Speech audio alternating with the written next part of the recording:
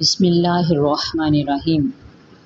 یاد رکھیں کہ اللہ کی رحمت اور اس کے فضل سے مایوس ہو جانا یہ کافر کا وصف ہے۔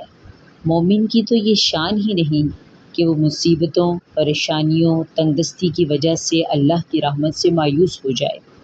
سورہ یوسف کی آیت نمبر 87 کا ترجمہ کچھ یوں ہے: بے شک اللہ کی رحمت سے کافر لوگ ہی نا امید ہوتے ہیں۔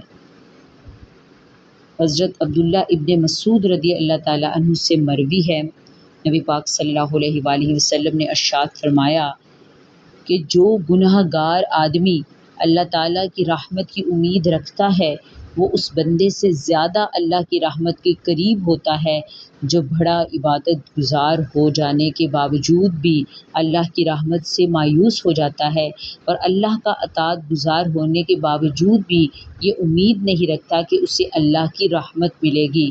مراد یہ ہے کہ اللہ تعالیٰ سے کبھی بھی نا امید نہیں ہونا چاہیے۔ صرف کافر لوگ ہی اللہ کی رحمت سے مایوس ہوتے ہیں۔ مومن کی یہ شان ہی نہیں ہے کہ وہ اللہ کی رحمت سے مایوس ہو۔